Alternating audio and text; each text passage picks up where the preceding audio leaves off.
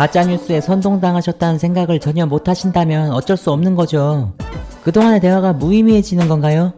전 어느 누구보다 아버지 고향에 대해 애정을 가지고 있습니다. 편향된 언론만 보시고 판단하신다면 모든 건 무의미합니다. 저야말로 목사님은 정확한 사안을 아실 줄 알았습니다. 놀랍습니다. 해명을 혹시 안 들으신 거 아니세요?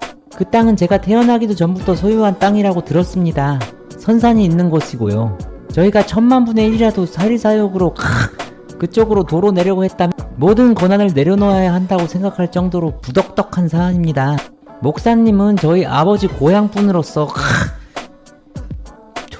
진정으로 양평을 위한 것이 어떤 것인지 잘 판단해 주십시오. 총선에 모든 걸 걸고 거짓 선동을 통해 정치 노림수를 노리는 자들이 있다고 가정해 보십시오. 정치는 우리 일반인들이 사는 인식 논리와는 다르다고 보시는 게 맞습니다. 양평 구민들이 도대체 누구에게 분노를 느껴야 하나요? 저도 분노가 일어납니다. 매번 정치 집단으로 인해 국민들이 희생합니다. 막는다면 저들은 끝까지 선동을 멈추지 않을 예정입니다. 차라리 지금처럼 백지화시키고 거짓 선동에 사과를 한다면 다시 검토한다는 원 장관의 결단이 이해가 갈 정도입니다. 목사님께서도 편향된 언론만을 보시고 판단하시면 가급적 삼가하시면 좋겠습니다. 반대로 민주당 쪽에 분노를 느끼는 양평군인이 더 많습니다. 이 사안은 이미 문재인 정부 때 양평군수가 제시한 사안입니다. 차라리 목사님께서 우리 양평의 발전을 위해 저희와 같이 싸워주세요. 그게 빠릅니다. 힘을 모아야 합니다. 쌍화탕 하나 드시고요. 근데 솔직히 기사를 검색해 보셨는지 의문이 갑니다. 원 장관이 충분히 설명한 것도 보셨는지 의문이 그리고 결정적으로 이걸 통해 김건희 일가가 무슨 일이 있는 거지요? 기사 검색을 해보시는 게 우선일 것 같습니다. 제가 하나하나 사안에 대해 해명하는 건 옳지 않습니다. 이미 많은 해명 기사가 있습니다. 양평 주민을 위한 최선의 길만 생각해주세요. 그런 식으로 살았다면 진짜 이 자리에 오는 건 있을 수 없는 일입니다. 최소한 저희는 공권력을 이용해 사리 탐욕하는 일은 상상도 못할 일이에요. 목사님은 제가 가장 살인적 공격을 받았을 당시 제 친구같이 대화 상대를 해주셨던 분이에요. 아버지를 일찍 여의었던 탓에 어머니가 억울하게 감옥에 가 있고 저는 목숨을 끊을까 하루에도 수십 번 진지하게 고민할 때 대화 상대를 해주셨던 분이에요. 물론 그리운 아버지 고야 더 친근했지요. 얼마나 제가 갖은 모욕과 혐오, 저를 향한 근거 없는 분노에 시달렸는지 이 건진 사이다 같은 놈들이. 제가 당시 고백했어요. 지금도 아빠를 생각하면 눈물이 나옵니다. 딸이 이런 부도덕한 모함을 받는 걸 아신다면 어땠을까 하는 생각만 해도 얼굴이 붉어집니다. 인간 삶의 질을 생각한다면 대통령은 절대 하지 말아야 할 자리입니다. 유유.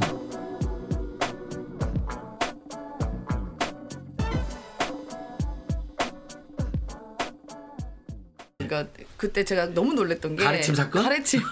그래서 가래 여왕 막 얘기도 나오는데 그때 이제 다 여왕. 보셨잖아요. 어쨌든 네, 저는 다 사실 봤죠. 그 가래침 뱉는 건 못 봤습니다. 네, 편집된 것만 봤는데 그치, 막 너무 추했다 막 이야기를 하시더라고요. 그때 얘기 좀 해봐 주세요. 근데 이거를 강조하는 게 좋을지 모르겠는데 아무튼 물어보셨으니까 뭐 말씀드리면 28분 예. 김건희 여사랑 28분 딱 예. 대화를 나누거든요. 예, 예. 28분 동안 4번을 뱉어요. 와 28분 동안 4번을 뱉고 앞에 진짜 보고 싶다. 그게 왜뭐 들었다 하더라도 보고 싶고 그걸 왜 보고 싶지? 그 노란지 안 쓴다고 거짓말했는데 노란유지 쓰고 있잖아요 실제로. 근데 그 계속. 최재형 목사님 말씀에 따르면 노란 휴지가 여기 이제 하나 있었잖아요. 네, 그거 네. 말고 여기 벽에 이렇게 쌓여 있대요. 엄청 있다면서요. 네, 이렇게 벽에 쌓여 있대요. 노란 유지가. 예, 예. 그 이제 그 몰카 화면에는 잘 안 나오는데 네. 최정 목사님이 그거는 그 팩트니까 그냥 그렇게 네, 얘기해도 네, 된다고 네. 자기가 가서 다 직접 봤다고. 그만큼 그러고. 가래를 뱉는다고. 그거는 모르겠는데 아무튼 4번 하고요. 예, 영상에도 4번이 다 잡히진 않았는데 앞에 한 번인가는 영상에 안 들어왔고 이게 네. 흔들려 갖고 안 들어왔고요. 네. 앞에 한 번인가 두 번인가 안 들어왔고 뒤에 2개는 이제 그 명확하게. 예, 영상까지 명확하게 들어왔고. 네. 네.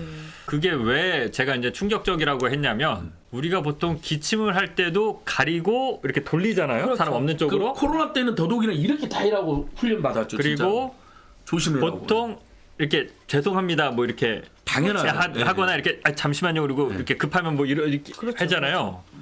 근데 이분 진짜 특이하세요. 우리 영부인 진짜 특이하세요. 왜 어땠길래? 아 이렇게 마주보고 있다가 아무렇지도 않게 이렇게 뱉어요. 상대방은 말하고 있는데 그냥 처음에 보면 되게 벙쪄 이게 뭐지? 영상을 봤을 때는 되게 저는 처음에 좀 충격이었어요. 네, 건진사이다 조장입니다. 네, 서울의 소리 디올 2탄 오늘 공개가 됐죠? 12월 26일 공개가 됐는데요. 다 서울의 소리에서 시청하셨는지 궁금하네요. 대충 어떤 얘기가 나올지 이미 소개가 됐던 부분들도 있는데 역시 직접 보니까 정말 명불허전, 역시 기대를 저버리지 않는 이 저렴함, 여실히 드러났던 리포트가 아니었나 생각이 듭니다. 오늘 내용 사실 영상을 건진사이다에서 서울의 소리 보도인데 하나하나 다 가져오는 것보다는 간단히 하이라이트만 좀 요약을 해봤습니다. 보면 물론 어떤 국가 시스템적으로 굉장히 중요한 얘기도 많이 언급이 됐는데요. 건진사이다 개인적으로 어떤 하이라이트라고 생각하는 부분들은 아무래도 이 김건희의 이 대통령 봉황휘장 벽에다가 봉황휘장 엄청 싼마이로 그려놓고 있는 건데, 봉황 상징이죠. 이걸 그려놓고 있는 그 벽에다가 약간 그래피티를 해놨죠. 굉장히 인상적이었고요. 덤으로 뭐 천장도 뚫려 있었어요. 이게 수해를 입었다면서. 예, 그래서 뚫려 있는 모습도 발견이 되었습니다. 그리고 문제의 이 노란 휴지.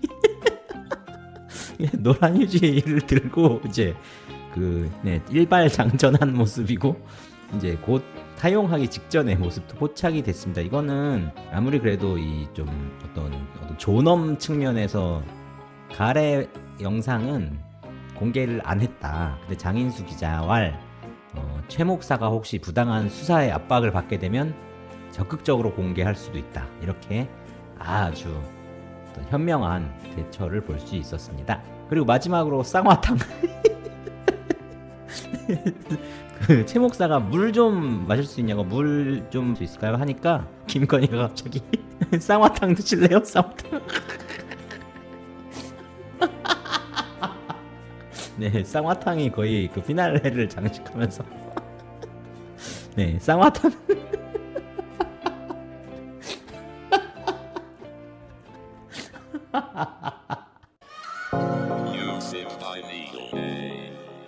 안녕하세요. 건사 쇼핑이에요. 이번 영상은 또 김건희의 명품백으로 알려진 로저 비비에라는 브랜드를 쇼핑해 볼 건데요. 이번 네덜란드 순방 중에 김건희가 행사에 들고 다니면서도 사진 찍을 때는 어색하게 가리고 있던 작은 명품백의 정체가 밝혀졌죠. 그것이 바로 오늘 소개해드릴 로저 비비에라는 브랜드입니다. 홈페이지에서 로저 비비에의 제품들을 만나보실 수 있어요. 다시 네덜란드 여행 사진들을 보시죠. 김건희에게 명품이 없어서는 절대 안 되죠. 국내 언론과 대통령실에서는 김건희의 명품 뇌물에 대한 여론을 의식했는지 이 가방의 브랜드를 노출되지 않게끔 노력한 흔적이 역력해요.